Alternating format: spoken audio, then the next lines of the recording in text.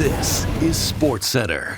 Hey, I'm Marissa Bird on this digital sports center presented by Montana's Barbecue and Bar. And there's just something special about a New Year's Eve tilt between Canada and the US at the World Juniors. I mean, how many great games have we seen between these two on the last day of the year? But as special as Canada and the USA on New Year's is, it's crazy we haven't had this game on this day since way back in 2016.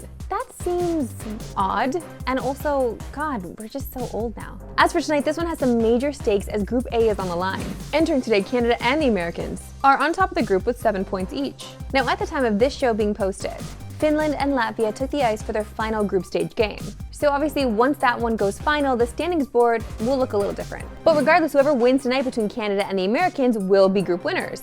The big story for Canada tonight has to be goaltending. Coming to the tourney, many thought that was a clear advantage for the Americans. But the way Carter George has been playing, the advantage has shifted Canada's way. Advantage Varnson. He's got shutouts in both games he's played, as he made 25 saves Sunday against Germany, when Canada bounced back from that Latvia loss. And another fun fact when it comes to him, he's actually a perfect 12-0 when playing for Team Canada. And you know I love to brag about a goalie, okay? But I don't want to brag too hard, because when you brag too hard, things happen that aren't in our favor. So we're just going to leave it where it is. But it is a good thing that the goaltending has been playing on such a high level, because the Canada offense has been sleepwalking over the last 2 games, as they have just 1 goal 5-on-5 in those games versus Latvia and Germany.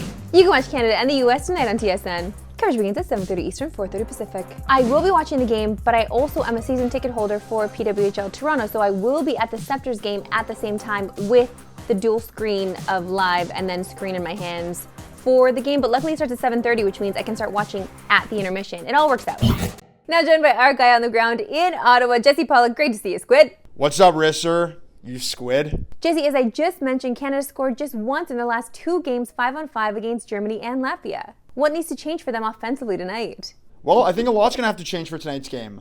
One thing that has become pretty clear about this team through 3 games is that there's not exactly an offensive game breaker for Canada. No one player that can really be leaned on every game to score goals. So someone's going to have to step up. I think Gavin McKenna deserves some more ice time. I mean, he's leading the CHL in points. Give him more of a shot. This guy is oozing with offensive ability. He's going to be the first overall pick next year. And Canada is going to have to capitalize on every power play that it gets, because the Americans are a very, very good team. They don't give up a whole lot, and they score in waves. So, yeah. Let's do a fill in the blank. If Canada wins tonight, the most important player on the ice is? 100% it's going to have to be Carter George. He's been lights out so far. I thought Jeff O'Neill made a good point. He said, you know what? People are saying this about Canada's offense, but maybe this is just a team that shuts it down defensively and wins with good goaltending. And we're going to see that tonight. The Americans are the best offensive team in the tournament. I don't think that's a secret.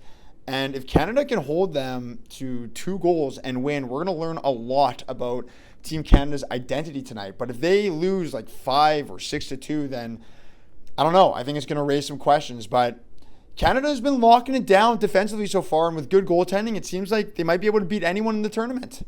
I knew you were going to say that.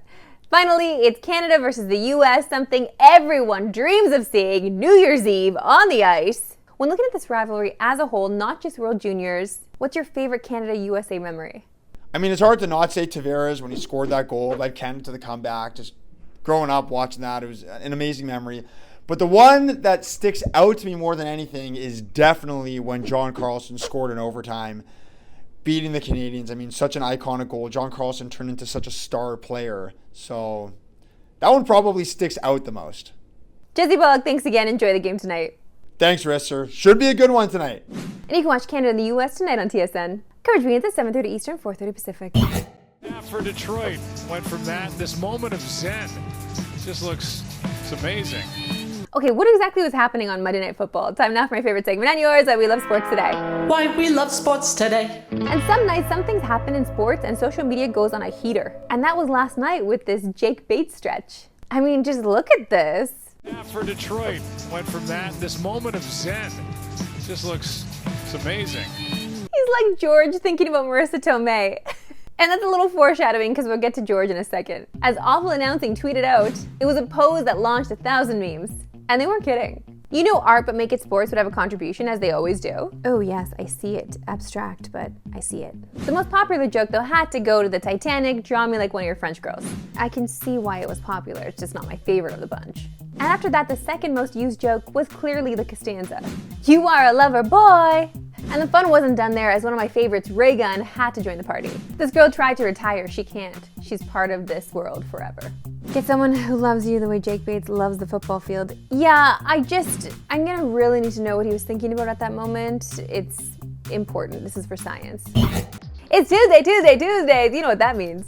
Time now for a Fanduel Anytime Goal Scorer pick. And with so many games of the NHL happening today, we were a little limited because we had to pick something from tonight's games. Let's dive into a game that features two frontrunners for the Calder, as Macklin Celebrini and Matvei Michkov face off for the final time this season. Earlier this year in Philly, Michkov scored a goal and picked up an assist against the Sharks, while Celebrini was held off the score sheet in that game. In his last 10 games though, it's been tough sledding for the youngster, who scored just once compared to Celebrini's 4 goals and 12 points. So who are we picking as our best bet to score? Well, we'd love to pick both, but at plus 290, we're gonna go with the Michkov bounce back. And that's mainly been because of how bad San Jose has been at keeping pucks out of the net. They've allowed opponents to score 3 or more in the last 11 games. And in 6 of those 11, it's been 4 or more goals. So there should be plenty of opportunity for Michkov to put the puck in the net tonight. And at almost 3-1, we love those odds. That's it for us today. We'll see you right back here tomorrow, 3 Eastern, no Pacific. Yes, we do not get New Year's Day off around here, okay? We'll still cook for you, but I hope you have a safe and happy New Year's tonight.